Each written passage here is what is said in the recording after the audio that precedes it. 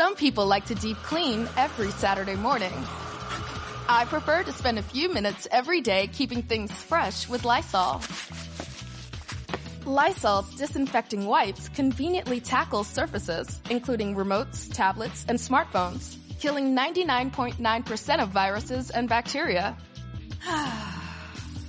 Don't just clean, Lysol clean. Walmart Plus members save on meeting up with friends. Save on having them over for dinner with free delivery with no hidden fees or markups. That's groceries, plus napkins, plus that vegetable chopper to make things a bit easier. Plus, members save on gas to go meet them in their neck of the woods. Plus, when you're ready for the ultimate sign of friendship, start a show together with your included Paramount Plus subscription. Walmart Plus members save on this plus so much more. Start a 30-day free trial at walmartplus.com. Paramount Plus Essential Plan only. Separate registration required. See Walmart Plus terms and conditions.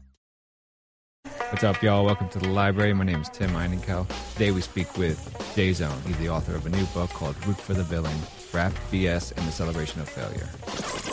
So, I have to ask, why name the book the way you named it? Which part of the title? Oh, that's a good point. Well, let's go with the full title, Root for the Villain, Rap, BS, and the Celebration of Failure. Well, Root for the Villain is, I got that because in our society, particularly in America, we put people on the pedestal as heroes, and then heroes let us down. A lot of times, there'll be like this clean-cut community leader that everybody loves, and then he gets busted for dope. Or there's like this rapper that's super like intelligent, and he's super like he's insightful and everything, and he preaches out against misogyny and all this other stuff, and you find out he's got 9 kids by 9 different women. Right. So, like the role of the hero, the heroes let you down. So like I would say, I said root for the villain because I'm putting my faults on the table when things didn't go well, whether it was in life or career. I'm able to laugh at them and put them on the table, and I think that's anathema. Most people write books, about, and I write, about my achievements, but I can also talk about when things didn't go well and laugh at it and find some humor in it. So it's like the villain is the person that you would not expect.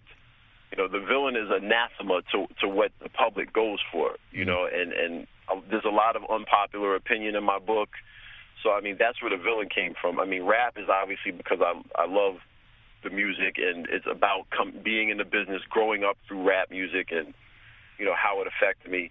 The BS is just like the social commentary on the things that I feel are like eating away at us as a society, and I kind of get a laugh at them.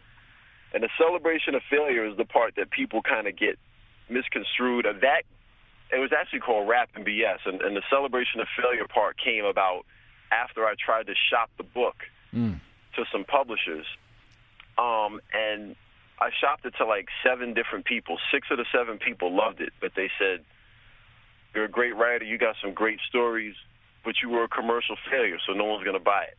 And I started to think, I was like, well, let me look at all the rappers who've written books. Obviously, I love, Chuck wrote a book, DMX wrote a book, LL Cool J wrote a book, Common wrote a book, Styles P wrote a book, even, like Malice from the Clips. Like, all these guys wrote books, and you look at them, they've all got gold albums, platinum albums. They're well-known and well-established and have, achieved a lot. I was always kind of a niche market underground act. I wasn't well-known, and it was kind of like, okay, well, who am I to be writing a book?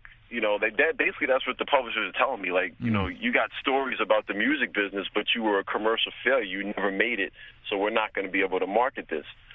But so what is a book? A book is a celebration of things you've done. And according to people who, the publishing world and the way we view success in America, which is by numbers rather than achievements, I'd be a failure. Artistically, I was a success. Right. Commercially, I was a failure. But it's really just sarcasm at the way that our society views success and failure. Everything is numbers. How many Twitter followers do you have? How many Facebook likes do you have? Right. How many MySpace friends do you have? How many comments did you get on your blog? Everything we're in a world of tangible results and numbers. And although I don't think that way, the real world kind of works that way. I don't agree with it, but it does work that way. So, it's like, all right, I'm celebrating and talking about, this kind of stuff, and I was a commercial failure, but nobody's going to brag about their last album, not brag, but talk about their last album selling 47 copies in its first month.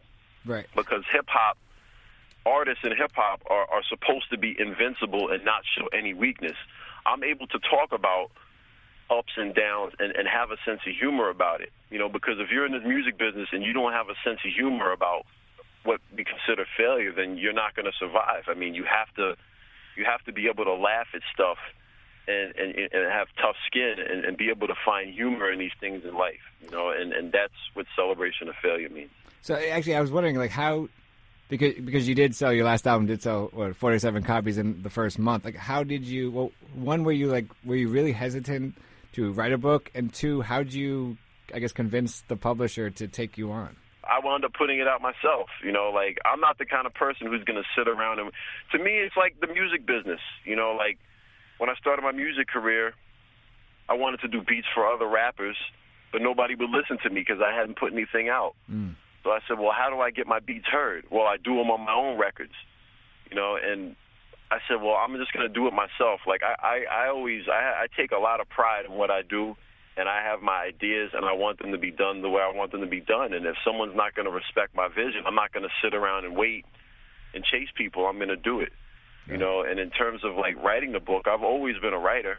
You know, like, I used to write for Elemental magazine. I wrote for Hip Hop Connection. I wrote for Slam magazine, The Source. I'm a high school sports reporter in the New York area.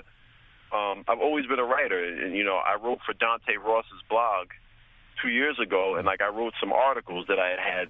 I just started posting articles I had written for fun, and it got great feedback. But the blogging world is infinity. Like, you put up a blog today, by Monday nobody will care. Right. You know, and they're like, well, we want a new blog every day. And it's like, well, I'm writing pieces that are 3,000 or 4,000 words. I can't possibly generate thought-out pieces every day, at that length and post them every day.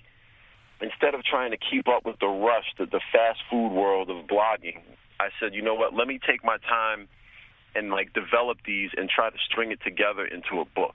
The book is hilarious. I was laughing out loud on the train, you know, a little embarrassed, but whatever. But you also have really good social commentary. So I guess my question is, and I think a lot of people that use humor fail on this, but which you didn't at all. How did you know? Was there any times during the book that you realized you had to kind of curtail on the humor just so people would take you seriously? Yeah, there were parts. I mean, like, that's always been my problem as an artist. Like, I was a comedic artist, but a lot of times there were messages at the core of my songs, you know. But, like, a lot of people lost it in the humor. As a producer, I was very serious about my work ethic. Like, I would spend hours and hours and hours looking for samples to put things together. Like, I would listen to old Dennis the Menace episodes looking for little bits of dialogue, and sometimes a song would take me 3 or 4 weeks just to do the beat. Wow, nice. But because I was comedic, people overlooked it as novelty and, you know, slighted the production. So writing the book, I was very aware of that. I mean, obviously there are some chapters that are sillier than others. Right. But even the chapters that are silly, I make sure that there is a central theme in there that makes sense, you know, that is there for the meat of the chapter. And, you know, when I was writing, of course I was, you know, over the top and cantankerous, and I'm a curmudgeon, and that's just my style. But I wanted to make sure, you know, that every chapter had an example. You know, like, for instance, I might be talking about something, laughing at it and dissing it, but then I would always try to bring a story into the chapter, you know, to talk about, you know, to emphasize the point. And I think a lot of people, the book's going to go over their heads. Everything from the title to, you know, how bold, and, you know, the language is very strong. So a lot of people are going to, you know, like the music, like a lot of people, you know, will go shock value. But, I mean, I think people with intelligence that can read past the wrapping paper that I put around it and see the messages at the core will be able to appreciate it. So it's definitely a book that not everybody's going to get, and I understand that, but that's just my approach. You know, the humor is my wrapping paper for the gift. You know, and that's how I approach it. We'll continue our conversation with J Zone, author of Root for the Villain, Rap BS, and the Celebration of Failure.